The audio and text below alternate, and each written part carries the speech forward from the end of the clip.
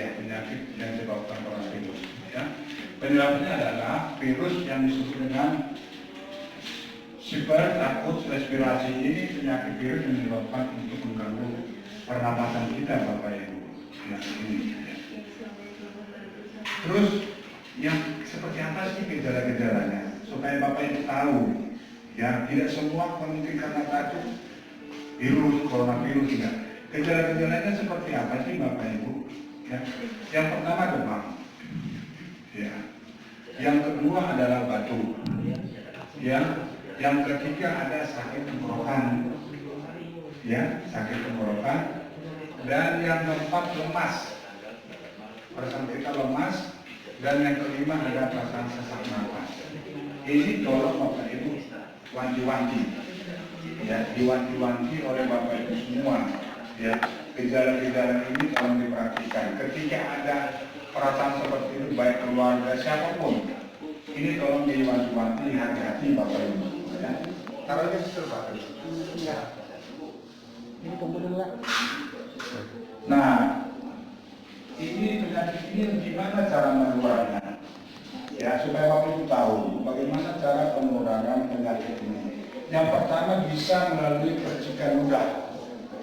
Ya, ketika kita bersin, ya demikian juga batuk-batuk. Misalkan saya terinfeksi, sudah kena corona. Ketika saya batuk, kena ke ibu, ibu juga bisa kena. Makanya kita selalu disarankan pakai masker. Sebenarnya untuk mencegah supaya kita ketika ada teman kita batuk yang tadi terinfeksi itu ya, jadi bisa percikan ludahnya, kemudian bersin-bersin batuk dari orang-orang yang sudah kena.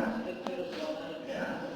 Yang kedua, virus terhirup orang terdekat, makanya ini Bapak Ibu ya, hati-hati. Kemudian virus jatuh pada permukaan benda, misalkan tadi saya ya.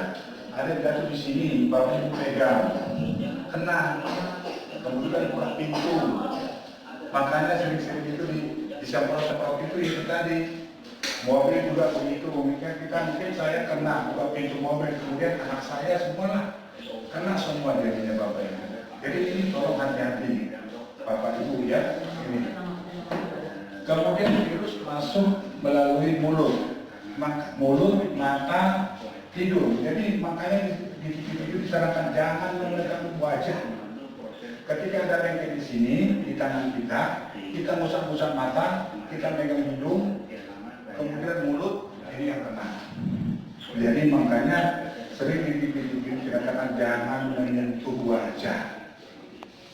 Ya, ini tolong Bapak Ibu perhatikan. Karena bisa menyebarnya dari situ Bapak Ibu ya. Jadi sekali lagi ketika tangan kita kena, tadinya kita kan siap-siap saja, kemudian megang misalkan pintu kena lagi kita gitu ya, megang baca itu yang kenanya seperti itu. Jadi tolong ini diperhatikan Bapak Ibu. Nah sekarang ketika itu terjadi supaya kita jangan kena, bagaimana kita mencegahnya? Ya, tolong ini diperhatikan Bapak Ibu. Bagaimana kita untuk mencegah supaya yang terjadi? Makanlah cukup sayur dan buah-buahan. Ya, yang cukup jangan berlebih dulu. Katanya suruh makan buah langsung 3-10 biji enggak. Yang cukup Bapak Ibu. Ya, misalkan jeruk ya misalkan. Kita kan perlu kekebalan tubuh jeruk. Yang pagi 1, waktu makan siang 1, malam 1, cukup sudah Bapak Ibu semua. Yang begitu kita sudah cukup makan. Jangan pula langsung makan 1 kilo ya, repotnya.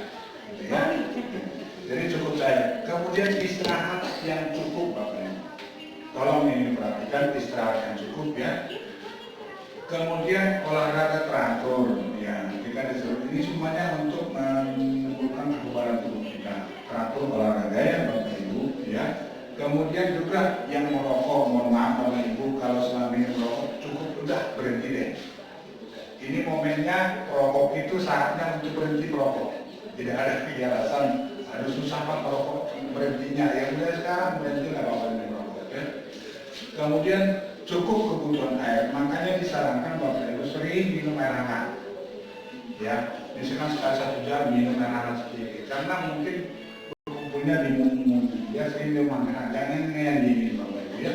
Sekali 1 jam kita minum air hangat, ya, cukup air.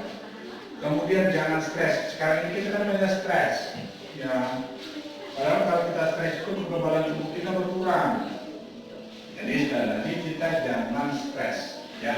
Dihadapi aja, tapi kita harus waspada, ya. Kemudian juga gunakan masker yang benar, ya. Ini makanya pemerintah selalu menganjurkan semuanya harus pakai masker.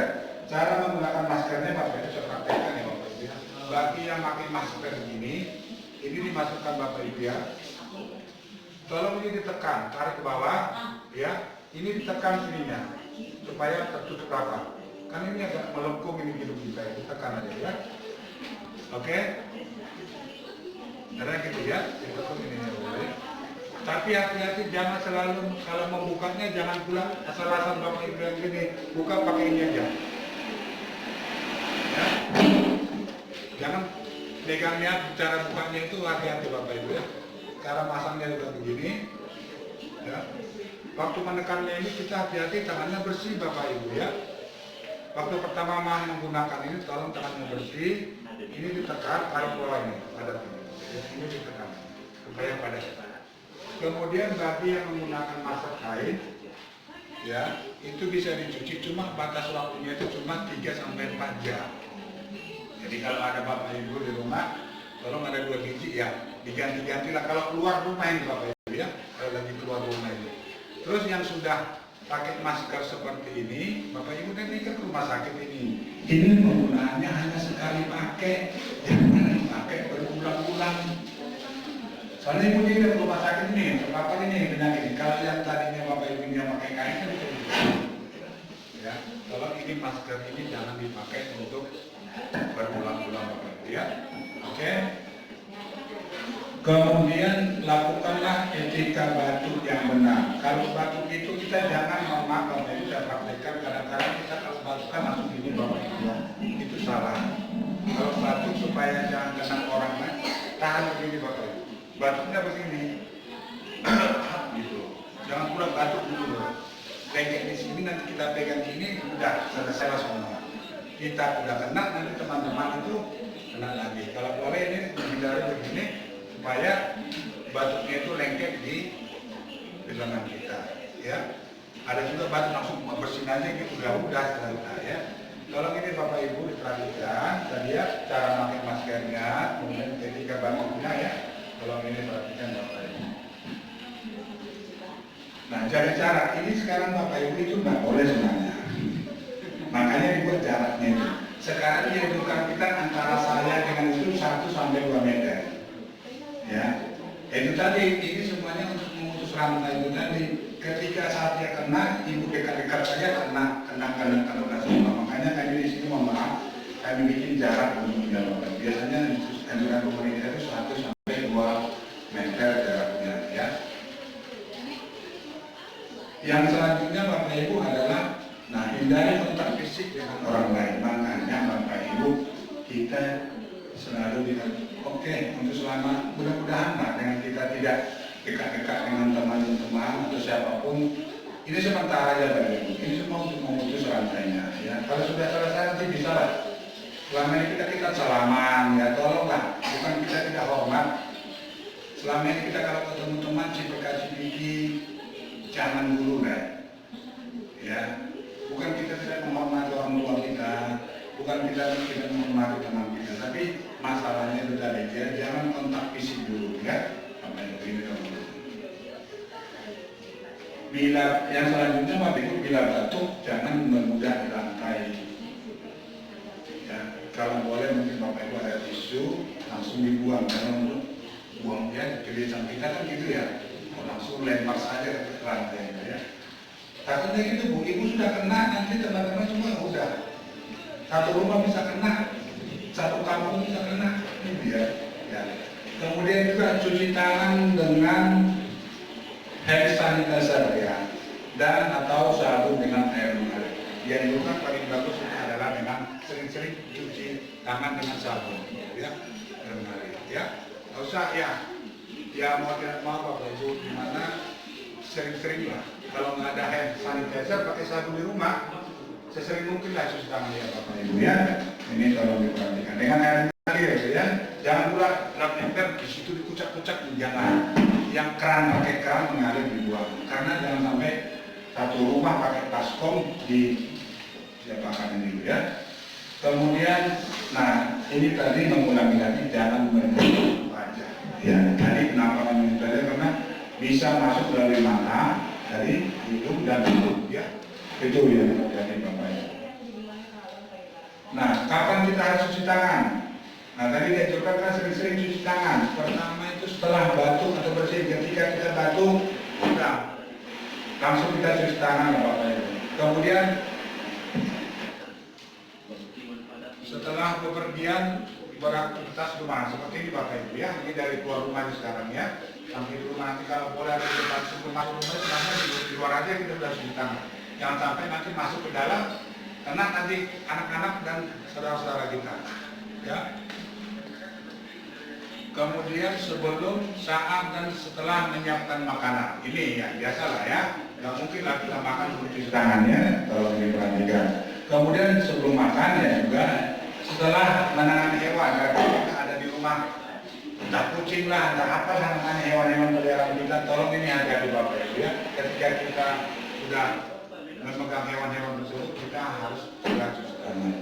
Kemudian setelah merawat orang sakit ya, kita merawat orang sakit, kalau ada keluarga kita yang sakit batuk-batuk ini diperhatikan.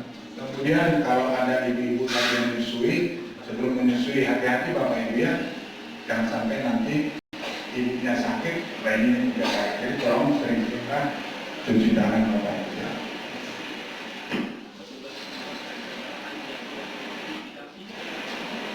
Nah, Bapak Ibu tadi kan sudah ada gejala-gejala itu ya, gejala-gejala yang saya katakan tadi itu ya Bapak Ibu. Jadi kalau itu sudah terjadi, siapapun orangnya di rumah Bapak Ibu, ini tolong dicatat Bapak Ibu. Nanti kalau ibu bapak ibu telepon, nanti ini langsung mereka datang ke rumah ya. Kalaupun nanti supaya harapannya ada timnya di kampus ini kan ada tim Bapak Ibu ya, telepon saja ini Bapak Ibu. Jadi tolong ini dicatat. Kalau kepada keluarganya, siapapun itu nanti tolong ini gejala-gejala tadi kan sudah ada tadi Bapak Ibu ya. Kalau memang ibu mau ke rumah sakit silakan, tapi bahayanya ketika berboncengan nanti ya. Silakan ditelepon aja tim ini ya. Kampus itu ada tim COVID ya. Ada dari dinas kesehatan dan ada juga dari RSUD Kampus. Teleponnya, nomor teleponnya ini Bapak Ibu, supaya nanti langsung mereka akan datang menjemputnya ya. Jemput ke rumah maksudnya, jadi mereka nanti yang membawanya ke rumah sakit ya.